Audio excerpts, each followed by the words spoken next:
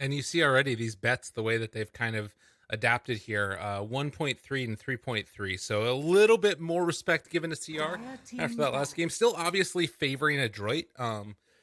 So at least to me, that says that, a mixture of things just based upon the game. I didn't like the Shadow Shaman opening. I didn't really dig afterwards the Necrophos pick either, because then it was Yep. like, okay, these two heroes, the Death Prophet and the Necrophos, both get countered out by the one item, the Spear Vessel, and then it's like, oh god, what do we do now? And then it was kind of rough from there. But Adroit, they're gonna go for it again. Death Prophet, Oracle, Terrorblade, but they give up the puck and the TA right off the start. Well, first phase TA. Okay. I mean, Ben-Hur had a fantastic game as well in game one with his Pugna. Again, he also showed versatility with itemization, going for the Dagon. I think was an excellent idea, both to deal with the Terrorblade illusions and to just insta-gib the Shadow Shaman and the Ogre. So, but I have that kind of expectation from Ben-Hur. I've been seeing him a long time in Southeast Asia, so I can pretty confidently say that he should be able to handle playing a Templar Assassin who was picked into the first phase, especially since it's going to be a Death Prophet. I don't think Adroit have the capability of turning it into a 4 position as some other teams do. I'm pretty sure that's going to be guaranteed in the mid lane, but you never know for sure. Yeah. Sorry, that face that I just made, actually, you can't see it because of the way that we set up the production, but correct. I made a Tidehunter third. Okay. What do you think? I think they wanted a team fighter who can deal with Death Prophet's silence. Okay. And if you don't want to have to build a BKB or a Yules or a Manta or a Lotus Orb or a Greaves, then I guess Tidehunter is a pretty good solution. Other than that, I don't think he's necessarily like that strong against Terrorblade, because Terrorblade, a hero who has extremely high armor, and Tidehunter is great against many melee heroes, but Anchor Smash is all physical, and I don't really think it's going to bother a Terrorblade all too much.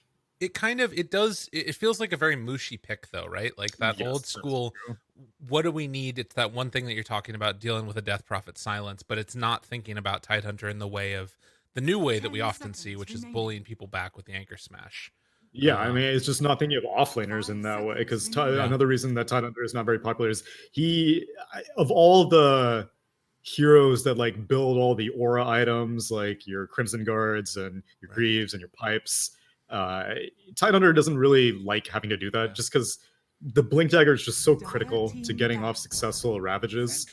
And he's also far more cooldown dependent. Most of the popular offlaners have very short downtime, or they have more flexibility with how they'll use their ultimate. Like Stampede can be used offensively or defensively. You never want to have to use Ravage defensively. Right. So Tidehunter is kind of an old school pick in that regard for sure. Yeah. I will say it's kind of nice to be able to reduce down all the damage that Terrorblade's going to be doing. That will be a cool piece of the Anchor Smash at least. And then they go back for the PL again as their answer to the Terrorblade. The Tusk is taken now from Adroit. So they're starting to reach a little bit back into the more meta pick bag of tricks, as you will.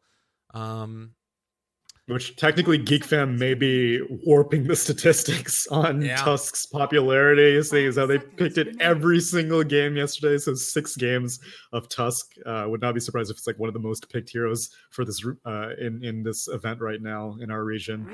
But it's there's a reason why it's more meta, and more save potential is a great idea. I think that between the Death Prophet and the Oracle, the Oracle and the Tusk, then it's going to be very, very difficult to make this Tidehunter Ravage be useful, assuming that Boomy can get an early blink. If he gets slowed down, then he'll be just as useless as any other support hero, because you just can't get in range for the snowball. Okay. And Adroit, they banned out the Crystal Maiden as the final ban, so more respect to Mushi, but instead he goes, again, for a more meta-oriented pick, and Caudle is actually the 22nd last pick for CR. Very, very cool. Well, game number 2 is we're hopping into it right now out of this, and you're no longer having to see our ugly mugs, and you get to watch out the thing. Let's see how the odds have changed after the draft. It's interesting to me, though, because I even though they banned out the CM, I would rather have the Caudle. Obviously, it's like a Mushi thing. Yeah, exactly. But it's whatever. So it looks like they're giving it. I can't think of any other team that you would last phase see him against, and they're like, all right, fine, I guess I'll pick Coddle. Man. Right. Yeah, it's weird. But it's their style, you know? Mhm. I guess. The cooldown reduction seems really good in the laning stage. Obviously, the PL is a nice one to pair together with, but also later on, Ben-Hur being able to get like the double melds off, that's pretty nifty. I like that. Yeah. Definitely also a lot of waning rift uptime if Coddle casts the chakra on Ohio's puck, which can be very, very irritating for a Terrorblade to deal with.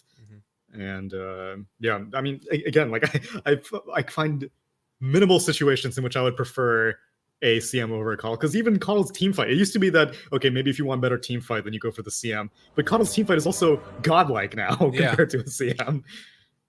That's a derpy looking deer right there that he's riding on.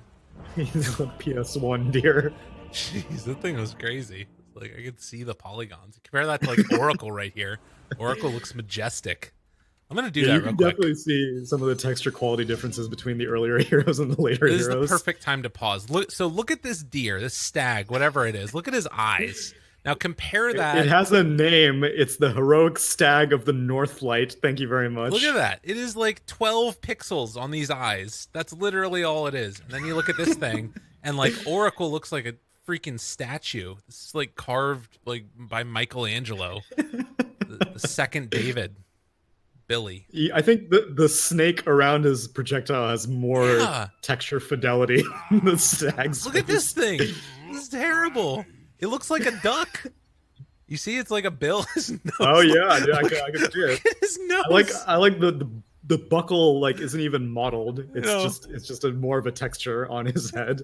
Jeez. All right. Well, we're gonna get out of that now before we all die a little bit inside.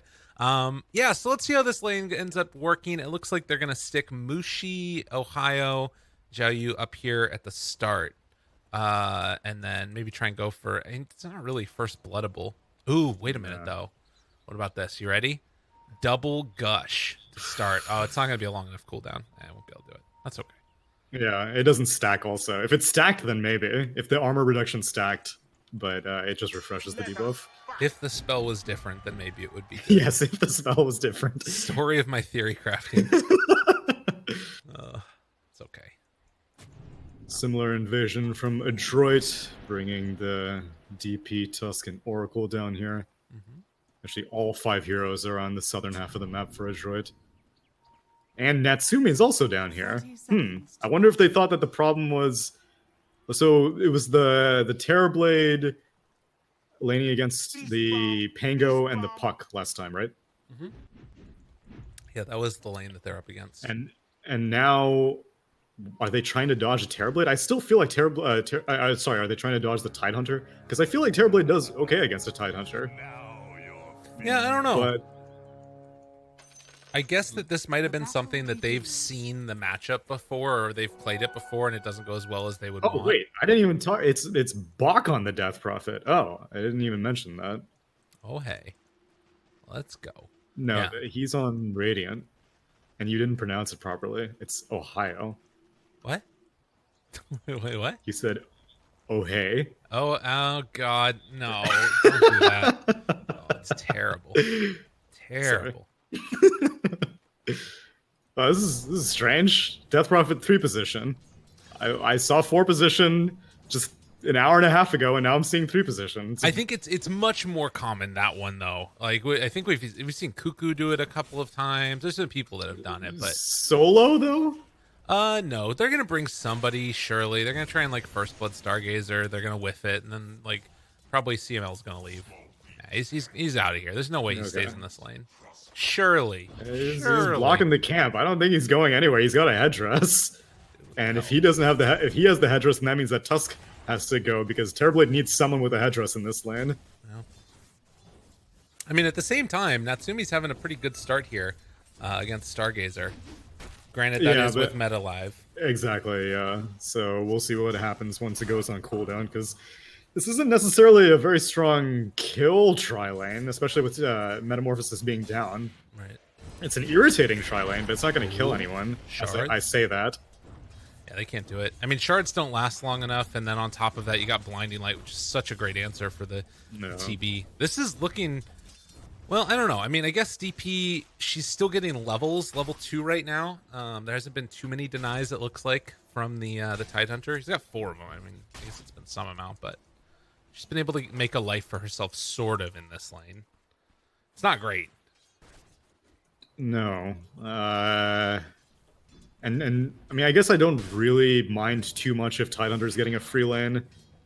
I'm more curious to see if Ohio is also going to get a lot. Because if this was like Fnatic, then I would be terrified of giving a DJ Puck a free lane versus a solo offlaner. Because he's just going to be like making a bunch of stacks in the jungle and stuff like that. Aggression continues in the bot lane, although Stargazer manages to doppelganger and dodge the route from CML. Even just trying to give him the chakra there to bring it off cooldown as quickly as possible. Also giving him some extra mana, obviously, but that doppelganger is super important for him to be able to stay alive here. As Mac throws out that flame guard, just pushes the wave now, and the root. Okay, he's also got a sleight of fist afterwards. Is going to be able to find this kill. Mac gets it. That's pretty significant. Yeah, it's solo kill. Well played by Mac. Yeah, because now I mean, if he. Okay, he's just gonna deny it out. But yeah, that's pretty dramatic for him. Tidehunter completes the Soul Ring, so I'm curious if Ohio is just gonna keep. I feel like Tidehunter can totally handle this Death Prophet, or maybe they can just kill her. That also works. Dude, Spirit Siphon's so strong though. She's still got sticks. I think Bach's fine. Yeah. Look at that. It's crazy. But the big thing that's actually winning because of this is that Stargazer really has not had a game so far. 9-2 as they get the tag team out. Mushi just gonna blinding light push him away. God, that spell is so strong. Oh my god. No. Oh no. Uh-oh, Ben-Hur. That ain't good. I did not expect that. I did not expect that either. That is really bad news now. What did you learn? Oh wow. I too wonder that, Mac. He's just going to push this wave. There's no way that TA can get back out here in time. Like, she has to walk. It's 25 seconds on her TP. Man, that I have not seen mid be lost so hard in one direction in a very long time. I mean, this isn't like a face roll matchup also. Ember Spirit like has to significantly outplay a Templar Assassin to win this. Dude, I wanted to see Mac take this Invis rune, run in between the towers, and then like kill Ben-Hur right here. That would have been sick. But he can't do it. It's too much. But we'll see. I have to keep my eyes on that lane more. Like, I guess he was like a full level ahead still. And is going to get level 6. Actually, she I don't know if she can stay here. Because once Mac gets level 6, like, his only limit is going to be his mana pool, which is a bit of a problem. But, I don't know. Time will tell. Meanwhile, it seems like Tusk is content, giving the advantage to Terrorblade, and he's headed up top now to lane with the Death Prophet. Which, only now is Ohio starting to set up some stacks. And, like, that's why I'm surprised. Okay, he's not gonna get either. Oh, okay, he gets one of them. But he misses out on his own bounty rune and takes another one. Mm-hmm. Wait, did Tidehunter get the other one? Oh, okay. Yeah, Wait. Yeah, he did. Okay. Yeah, so I'm a little bit surprised that Ohio kind of... He didn't do very much laning with the Tidehunter. He just kind of sapped levels, didn't zone out Death Prophet, didn't kill Death Prophet, didn't establish a lot of stacks in the jungle. It was kind of not a great use of his time, and now Xiao Yu's in trouble. Yeah, that's not good at all. They're going to be able to just run him down, and Bach suddenly has a game. So yeah, he got his levels, and well, they're making sure that Natsumi had a good time. They won mid, just 1v1 Mac versus Ben-Hur, and now top, they get the kill. Like, breaking even to winning in 3 lanes. Yeah. Look at Mac and here. Mac's got triple remnant. Dude, oh my god, Ben-Hur's in so much trouble right now. Bring in the tag team. Mac can't afford to tank through this tower that much, though. And Silence is going to come out along with a couple more tower shots. It's Boomy, all magic damage, tanking though, through it. and he has Flame Guard. Yeah. Oh, he misses the root. There's a split second of fog that Ohio manages to walk into. That's unfortunate for him there. But there is... Oh, if Puck gets this rune... Ohio, what a god. I mean, he's going to die for it, but... Oh, and actually, he's just going to be able to TP back home and refill the... Or Tusk brings out the bottle charge. Damn. And he puts a streak onto Mac as well, so maybe not quite godlike. Yeah. Oh, jeez. Well, okay. There we go. A very, very nice start. This Ember's going to be such a problem for Phantom Lancer now, because Ember's got Ember and Bach. I can like they're just going to play the exact same way that they always do with Natsume, which they are just going to make sure that he has a great game. And in this situation, that's just going to involve tracking down the Phantom Lancer or the Templar Assassin and basically just invading their jungle constantly, as we see here. Lots of heroes nearby. Silence onto all of them. They don't have Ravage yet. Her is just going to die. Boomy might also go down, but Mac, he's got his eyes on Ohio here. Wants to finish him off. Remnants, forwards, get some extra damage. Doesn't have another Sleight of Fist, and he has gone over a little bit too far, Mac. Well, he could throw out the Sleight of Fist now. One more punch. The silence is there. Dodge. Gets the double kill and bottling up through it. Mac, he's going to live through it. This madman trying to run away. Oh, Zhao Yu wants to get the finish. No, he misses it. Are you kidding me? Oh, no. Mac. It's the return of the Mac. Man, it's making it happen. Bot lane CML taking a little bit of damage, but Natsume's here as well as the Exorcism Death Prophet. Stargazer, no! Stargazer goes down too. All right, Adroit are killing it this game. They came to play. They are angry after game one, it seems. Because, I mean, I don't even think it's been like amazing rotations or anything. They've just been systematically outplaying CR just purely off mechanics, and now Mushi getting chased down. Cryptstorm going to finish him off. Yeah, they get the finish there. Let CML get the kill. So this is a really telling point right here. Ben-Hur, he goes to stack the camp. They try and stack it. It doesn't stack, and then they drop down a sentry ward as Ohio is just going to get ran down here by Mac. Doesn't decide to fully commit for it. It turns out it was just he missed the stack. That was it. So they commit 2 sentry wards, and I don't think that they got a D ward. They might have gotten a D ward actually in there, but still. 5,000 gold lead now. Whether it's using extra, resources or just losing lives. So it's a rough one. I don't really know. As long as Adroit keep very, very close attention to and close vision on the Radiant jungle, there's also no easy way to come back into it because TA needs to farm the jungle. Phantom Lancer can't go to the lane because Boomy. Phantom Lancer can't go to any lane because this Ember Spirit is just ginormous. He hasn't even completed his first item yet, but as soon as Mac finishes off this Maelstrom, oh my god, not again, TA. Dude, he's thinking about Radiance. I know it. Mac is definitely rooted. Oh, the nice play there, but it's a little bit scary. Remnants away, in danger. Ravage is there. Gotta be careful. They will kill off the Oracle. And Mac also gonna get hit by the trap there, but he has a Remnant back behind, so he should be fine. So a pretty deep move there, and CR did not have to use Ravage at the very least. Yeah, but they also only got an Oracle kill out of that. Yeah. Whereas Natsume continues to farm unimpeded. But this time, the rest of his team, like, them just having an Ember Spirit, I don't even care if the Ember Spirit was having a good or bad game. Just having an Ember Spirit makes a big difference in enabling the Terrorblade as now he's going aggressive onto this Tidehunter. The fact that he hasn't died is still pretty nuts, right? Yeah. Ohio manages to sneak an outpost, which is quite value. Gotta run back. It's going to be a while before he can die also. Like, they have to use Ravage. I don't see him dying without Ravage being used, because I don't think the Dream Coil and the Waning Rift, if he's in that sort of situation, he's not going to commit if he sees the puck. So it's really just a surprise Ravage that's going to catch this Ember off guard. That is one of those things, though, it's the danger of Tidehunter, right? Like, and why I think people don't pick it as much nowadays is because if you don't manage to find that, like if he slight dodges it or if he remnants, like it's just really bad. It's just really, really bad. Such a long cooldown. Bach, they get chased here, looking for some Psyblade hits, but it's not there. So the DP will not be punished. She continues to remain in this top lane. Level 9 right now, going the super greedy build, no points in silence.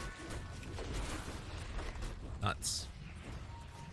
Trap spots Bach out. Yeah, they're going to get the Dream Coil. A quick and easy kill. Nice pickup there, but back towards mid. Mac, low HP. He lives. They used Ravage, and they don't get the kill. Can they now? Remnant out there. He's fine. Root. And TP away inside the pit. Oh, Ben-Hur. Oh, God, that one hurts. Meanwhile, Natsumi, after using Metamorphosis on the bot tier 2 tower, still has time to take down the mid tier 1 tower. Damn. And Mac comes back full HP after leaving that remnant. The balls on this man to not activate that remnant to go to the high ground. It's possible that he saw the TA trap and he's like, okay, if I go onto it, I'll die anyway. Right. But yeah, he just TPs into the pit successfully and then comes back to that remnant. Very well played. Mac's having a fantastic game.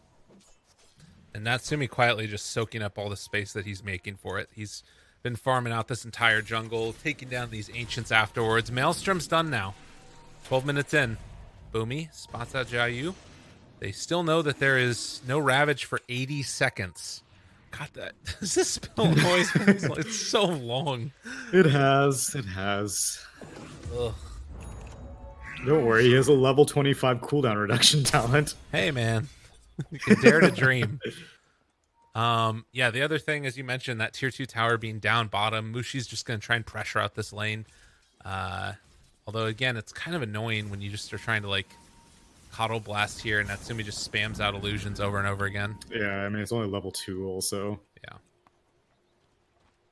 And they may actually close in, although Mushi stays far away from the tree line. Stargazer gonna stack up this camp. Hopefully he gets to clear through it, because there is a very real possibility that he doesn't, as Bach spots it now and is like, oh, hey, look, this guy's farming this. You guys want to come take the camp? Definitely think about it. Now you here as well. Still does not have Ravage. 24 away. Dude, he doesn't even get most of the camps. Oh, jeez. Meanwhile, Puck, the big creep. Nope. Dude, Mac is still just messing with them over here. Did they use Dream Coil on him? Because Dream Coil's on cooldown. Meanwhile, mid, he's just dead.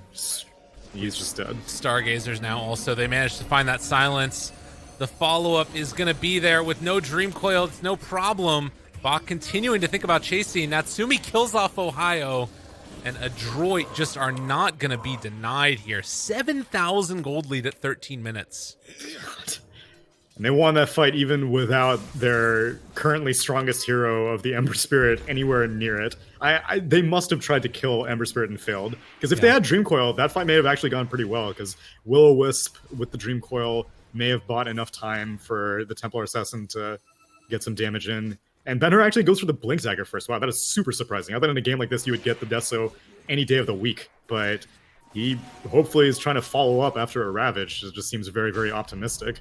I think that was what they probably did with the Puck up there, and it's that may be it, yeah. Like, I think it makes sense. Like, you're not going to be, as you mentioned, you're not going to be able to farm your way out of this game. If you're a CR, you have to go for like catching Mac when he overextends. The problem is he just hasn't yet, or they haven't been able to punish him for it, rather. So we'll see. They smoke up him and the Tusk. They know the Phantom Lancer's there, but I think they're trying to bait for this bounty rune. You know, Ohio's there too. Yeah, they don't want to waste it on Ohio, but I guess if it gets them a bounty rune. Rooted. Can't jaunt. Dead. Super duper duper dead. And Adroit, this is like their map movement is like 1,000 times better than it was last game. This is kind of what CR was trying to do to them, is that like, oh, we won, or we did fairly good in the early game, now let's just take over your jungle and make sure that you can't come back into it.